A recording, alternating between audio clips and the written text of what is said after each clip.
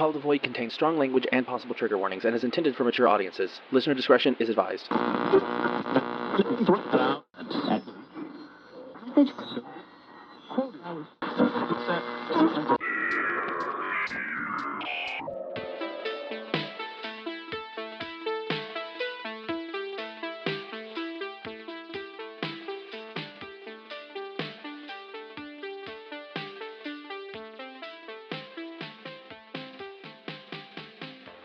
Hi, I'm Jack, and welcome to Call of the Void, a podcast about all things weird and macabre.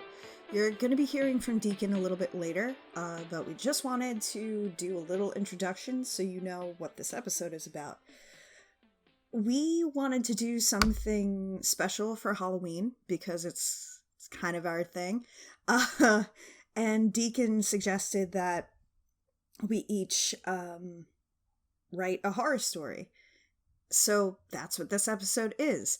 The first story you're going to hear is called The Call of the Void, and Deacon wrote it. And then after his story, you're going to hear mine, called Lucy Says. And then there's going to be some messages from Deacon. So we really, really hope that you enjoy it. And yeah, here we go.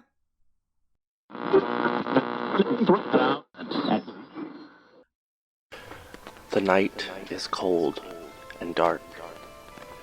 A biting autumn wind whips up and blows through you, chilling you to the bone. You draw your jacket tighter around yourself and press onwards. The moonless, clouded sky above and the small town around you beckon you to press onwards. You've always enjoyed these late-night strolls through your hometown, but this time, something is different. You can't place your finger on it, but everything seems off. The buildings around you seem alive, somehow. They seem to rise and fall as if they're breathing, but you manage to convince yourself that it's all in your head. Your legs carry you forward almost subconsciously. The moment you think about it, a momentary panic sets in that you're not controlling your own movement, and you stumble forward.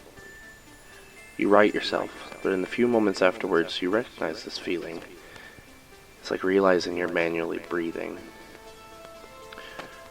You look back where you were and see a cat darting into the woods from underfoot. Lousy cat, you think as you continue to walk. The town is decorated in fall colors and cheesy Halloween props. The street lights wrapped in orange and black streamers, skeletons adorning doors and yards. Each house has a jack-o'-lantern or two sitting by the stairs. A sense of nostalgia washes over you. You always loved Halloween, the candy, the atmosphere. But something still isn't right. The buildings thrum slightly. The streetlights sway slowly. It's almost undetectable, but you are so sure that you can see it, that you can feel it. The breathing of the houses around you is syncopated with your own one moment, and then seems to be in unison the next. It is an unnatural, otherworldly rhythm, you realize, and you pick up the pace. The streets stretch on in the distance for eternity, and you can almost swear there is no end to them. You know this place. You grew up here, and yet every turn you used to know now feels wrong. The streets begin to bleed together, and you haven't bothered to look at any signs as you swore you knew the way. You glance up to check, but each sign isn't just an arrow. No text, no information, just an arrow pointing in the same direction as the sign. Your stomach drops. You begin to think maybe they replaced the old street signs with these, since everyone here knows these roads. But you doubt that. Even now, everything looks the same to you, and you feel utterly, hopelessly lost. You make another turn, hoping to find some landmark, but this street looks exactly the same as the one you came from. Though looking around, you notice more pumpkins than before. Piles of jack-o'-lanterns sit on doorsteps, some almost impossibly stacked. Their glowing eyes follow you as you walk past, and you pull up the hood of your jacket. You can still feel their stares as you walk. It's an oppressing feeling that permeates to your core. You start to hear the yowling of cats, cacophonous and grating. You desperately try to stop your legs from moving forward, but to your horror, you can't. Your eyes trace over your surroundings. The pumpkin piles grow larger while you're not looking at them. You begin to see cats, thousands of them, all crawling out from behind trees, houses. They cover rooftops, they sit on power lines and crouch on windowsills. Their jet black fur looks like a void to your eyes. You imagine this is what staring into a black hole is like. Reality shifts around them, and as you look closer, it appears that tiny galaxies fill their bodies. It hurts your head to look at. Their eyes, little dots of molten metal in the night, follow your movement as you press ever forward. As you turn your head from side to side, looking at the growing swarm of cats, you realize they are closing in around you. The path around you grows narrower and narrower the more you walk, until you are forced to stop moving. Cats block the way forward entirely. You glance back, and they have closed in behind you as well. They all begin to yowl in unison. The sound from their now glowing mouths makes your head spin. Their tiny eyes begin to leak, golden light pouring onto their faces. They stop suddenly and look directly at you. A loud, deep, rumbling voice emanates from the millions of cats surrounding you. You look up to see what appears at first to be a moon. You think for a moment and swear there wasn't a moon out tonight. Then another appears. Then another. Multitudes of large, glowing orbs fill the night sky, and as you watch, tiny black slits appear down the center and grow into cat-like pupils. The cats begin to part before you, and in a panic, you finally wrench control of your body and run. Golden light begins to rain down from the orbs, illuminating the ground where it lands. A few moments pass, and the light dissipates, and you watch as the ground begins to vanish, leaving only void behind. The same void that filled the cats before. None of this liquid seems to hit you as you run, to your relief, but the world around you is slowly giving way to blackness. A vibration in the air forces you to stop. It courses through you, and you feel it shake every atom comprising your body. It is a nauseating thrum that almost makes you puke. It vibrates your mind, and you realize the drops have frozen in midair. You try to take a step, but you collapse to the ground. You plead with yourself to get up and keep moving, but you're unable. The vibration of your being still causing your body to shake. The world around you crumbles, and you curl into a ball, convinced this is the end. You look down into the void below, and yet you still feel a hard surface as though there is a glass floor beneath you. The vibration stops, and the moons above glare down at you. A low rumble echoes around you, and a loud shattering pierces your ears as reality shatters, and you find yourself falling. Tears stream down your face. You regret ever deciding to take a walk. You begin to wonder what you might have done wrong, and in an instant, you realize every mistake you've ever made. You try to cry out, to apologize for everything, but no sound comes out.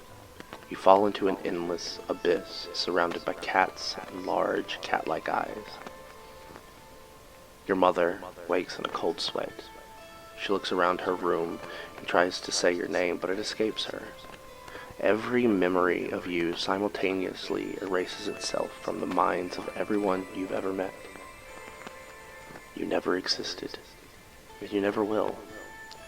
Your little sister feverishly paints an image before it leaves her, an image of you falling forever. She shows it to your mom, and it sparks a memory, a feeling she cannot place, and she hangs it on a wall. You fall endlessly through time and space itself, becoming everything and nothing all at once. In your final moments before you blink out, you see 4 beings of light looking down at you. And looking back, you see yourself. They're here, You gasp, repeating the cats from earlier. Your voice echoes, loud and booming. One of the beings smiles and reaches for you. As its finger touches you, everything goes black, and you are lost to the void. You open your eyes, and you are standing just outside your home. The night is cold and dark. A biting autumn wind whips up and blows through you, chilling you to the bone. You draw your jacket tighter around yourself and press onwards.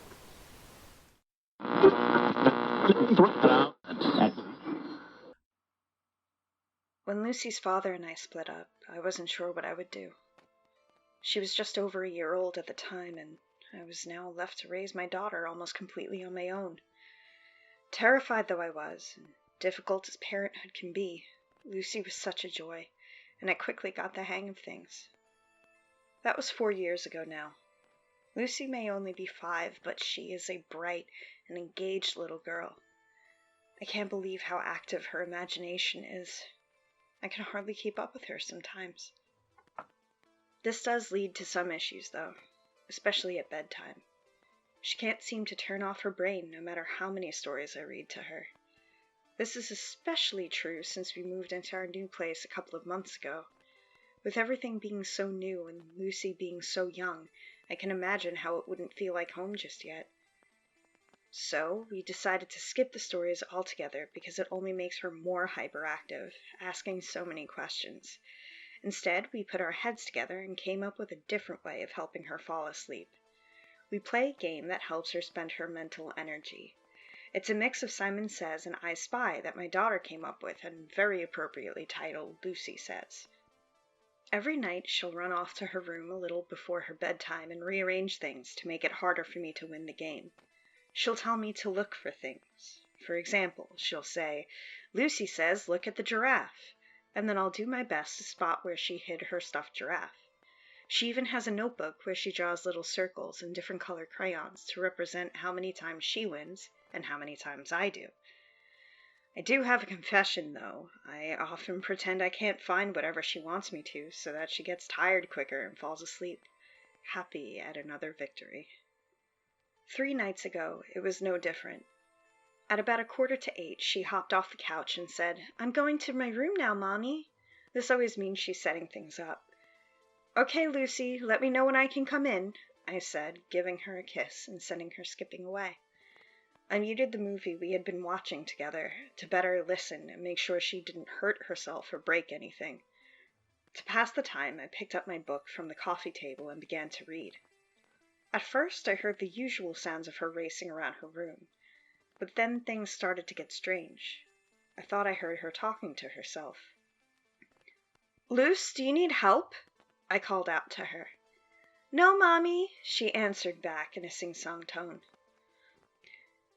I went back to my book, and the usual rustling sounds of her setup continued. After about a paragraph, though, I heard another noise that alarmed me far more. I thought I heard the door to the basement open. Lucy isn't allowed down there. I don't want her falling down the stairs or knocking something over on herself. There's also a door leading to our backyard, and I don't want her going outside at night. I bolted up off the couch. "Lucy, you didn't go downstairs, did you?" I called out to her. "No, Mommy, my books fell off my desk," she called back to me from her room. I breathed in a sigh of relief and sat back down with my book until she called to me a few minutes later. "Okay, Mommy, you can come in now." I put the book back down on the coffee table and went into her room. As usual, she had gotten herself comfortable under the covers and was looking at me, beaming with pride in her work. I gave the room a once-over to see what I can find before she started the game. After spotting a few things, I took my place, sitting next to her on the bed. "All right, Lucy, give me your best shot," I said. "Lucy says look at the red ball." I said, rubbing my chin thoughtfully as I began scanning the room, making her giggle. "Oh, I see it. It's next to your red T-Rex on the bookshelf." "Good job, Mommy," Lucy beamed. "Okay, Lucy says find where I put my mermaid necklace." Another sweep of the room, and I couldn't see it. It wasn't on any of her dolls or stuffed toys. That's when I thought to look around her neck. "Are you wearing it?" I asked, tickling her. "Yes," she said, laughing. I took the necklace off of her and put it on her nightstand. "What else you got for me, kiddo?" "Lucy says, look at the skeleton." I was confused for a moment, and then I realized she must have taken one of the ceramic skeletons I had around the house for Halloween. I wish she would have asked first, but I didn't want to lecture her and make her upset before bed. So I began my search. But after a couple of minutes, I still couldn't see it. "I can't find it," I said. I tried to keep my tone even, and I asked, "Did you take one of the skeletons from the family room, sweetie?" "Nope," she responded. "Then what do you mean?" "Look under the bed, Mommy," she answered. At this point, I was very confused. I got up and kneeled down on the floor, looking under the bed. A moment later, Lucy grabbed my shoulders and yelled, "Boo!" causing me to scream. "Gotcha, Mommy," she said, laughing uncontrollably. I started laughing too. I got up from the floor and told her, "Shh, I don't want to disturb our neighbors. What else do you want me to find, baby? And make sure it's something in the room." I gave her a little wink. She nodded and said, "Lucy says, look at the man." I was confused again, but I was also a little unnerved. "What?" Lucy giggled again. "Look at the man, Mommy." "What man, Lucy?" "The one who brought me here." "Lucy, what are you talking about? You're scaring me." "That's the point, silly," Lucy said. Suddenly, I heard the doorknob to her closet begin to turn behind me. The blood froze in my veins. "Lucy," I whispered. "Quick, get out of bed and run outside." "She already did that," Lucy replied, not whispering. "I lied before. Well, I didn't lie. I am still in the room. But Lucy did go down to the basement." The door behind me began to slowly creak open. I could feel my heart pounding in my chest. I had no idea what had gotten into my girl's head, and I knew I couldn't grab her and run out in time. I thought to turn and fight whomever was standing behind me to give my baby a running chance. "You really are silly," Lucy said, as though reading my thoughts. Her voice was beginning to change. "I just told you, I'm not your kid.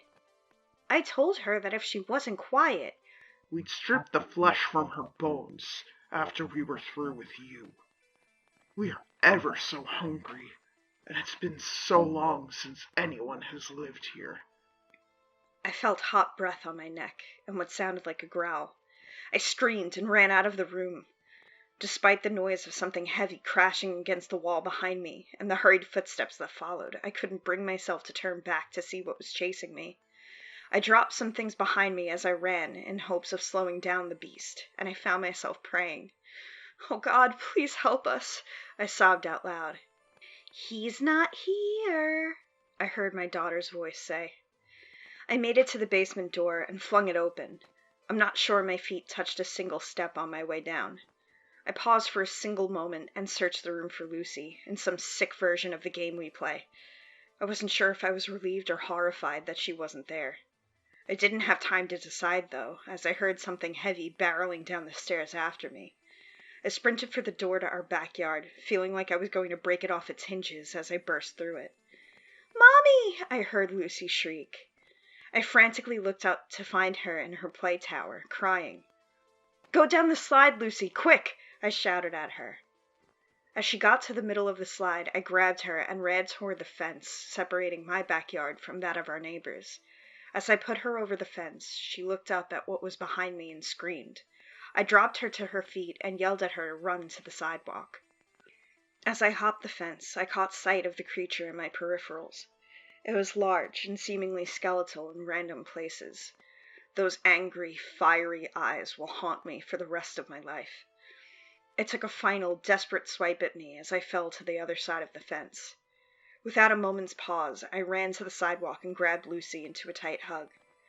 "I'm sorry I went outside, Mommy," she sobbed. "It's okay, baby. You're not in trouble. You did the right thing," I said, almost breathlessly, as I picked her up. "What now, Mommy?" I realized that the car was in our driveway. We'd have to go back around to the front of the house. "We have to go get the car, sweetheart. Whatever you do, don't look up. I'll tell you when it's safe," I said. For the first time, I looked behind us through our neighbor's yard and into our own. Nothing was there. Everything was eerily still. With a deep breath and my daughter in my arms, I began running around the block to the front of our house. I was grateful that I hadn't parked the car in the garage that night. I looked in my back seat to make sure nothing was waiting for us there. I went to open the door. That's when I realized I didn't have my keys. I didn't have my phone either. My heart sank and I tried not to cry. I glanced up at our house and saw the other Lucy in the window, a large shadow with those fiery eyes next to her. She had a wicked smile on her face and dangled my keys tauntingly, like she was daring me to come back inside for them. "Hey, you okay?" I heard a voice come from behind me, which made me jump. I whirled around to see my neighbor from across the street, Chris. "No, I paused. I had no idea what to say. Trying not to cry, I continued. "I locked my keys and my phone in the house, so we need to get to her father's place." He looked at me with an odd sort of recognition in his eyes, just before turning his attention to our upstairs window, where I had just seen those things. He seemed almost angry for a moment, before looking back to us. "I'll call you folks a cab. It'll be better for you to try to get back in there sometime in the morning," he said. "Why don't you come inside while you wait?" Something told me that he understood more of what was going on than he might be telling me. We went inside, and his wife, Dana, gave us a blanket. I told Chris the address we were heading to, and he went to call a taxi service. "They'll be here in about 20 minutes, he said. Then I saw his expression change to concern as his gaze shifted to my leg. "You're bleeding pretty badly," he added. "What?" I asked, surprised.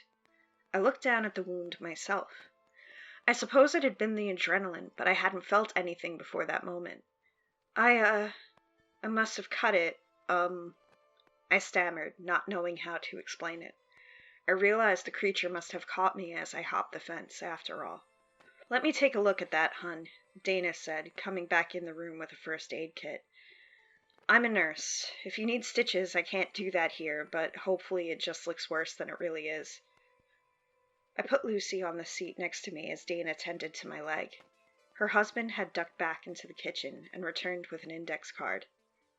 "Here you go," he said, handing it to me. There was a phone number written on the card. Next to the number was the name, Father John Anderson. I looked up at my neighbor in confusion. "Don't come back to the house without him. He helped the last tenant, too," Chris said. As I got patched up, I asked them if I could use their phone one more time to call my ex and let him know we were on our way. I wasn't sure how I was going to explain any of this to him, but I knew he would never leave us stranded. Luckily, my leg wasn't as badly wounded as we thought, but I certainly felt the sting by then.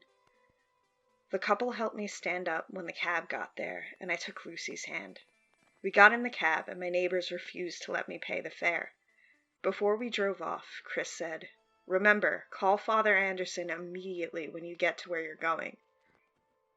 I did call Father Anderson when we got to my ex's place. He knew which house I was talking about without my having to say it, which only scared me more.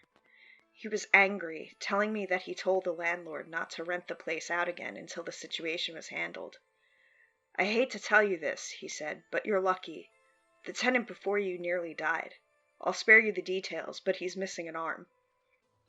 I felt a chill up my spine, remembering how the creature who looked so much like my baby had told me she was going to strip the flesh off of my daughter's bones. I could hazard a guess how the previous tenant lost that arm. "We're going back tomorrow, the priest, my neighbors, and I. We even managed to get my landlord to agree to come down there herself. Normally, I'm not a violent person, but since that night, I've been feeling really angry. My ex says that that's normal, but I don't think he understands. Part of me wants to lock my landlord in the house to feed those beasts. It's what she deserves for putting my baby in danger. But part of me can't help but want to eat her myself.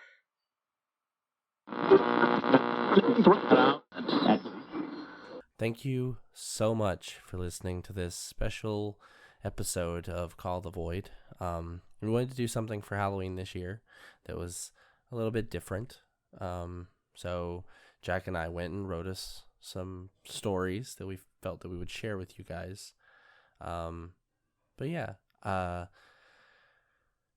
I'm sorry, I'm going to try and keep this brief. I'm a little bit under the weather currently, but thank you so much to our wonderful friends Luke and Jen for hosting us on your website. You guys are amazing. You can find them over at www.fierceferrets.com. You can also watch them stream almost every day at twitch.tv/fierceferrets. There's also other podcasts over there like Drunk Fandom, which we're in the process of picking back up again. And Last Light, our live play D&D style game. Well, Starfinder, but where I plays Rix and Jack plays Reese. Also, we have our social medias, our Instagram, Twitter, all that stuff. It is at the COTV podcast. You can go check us out over there.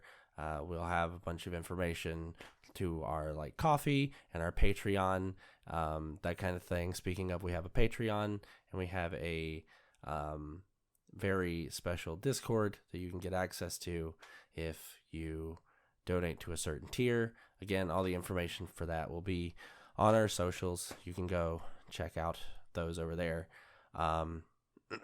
Speaking of, we wanted to give a huge thank you to our current patrons, Brandonson, Jerda, Fierce Ferrets, and Austin 1000. Thank you so much. You guys are wonderful, and thank you for your continued patronage and support. You keep the show going. And if you have any suggestions for episodes or for anything like that, you can leave them in our Discord, the specific channel, or you can send it to our socials. We would be very, very happy to look into anything. There's only so many ideas that we can come up with. We've got some stuff coming up after the hiatus is over, but for right now, we very much hope that you've enjoyed this little Halloween episode. And yeah, hope you have a wonderful, wonderful holiday.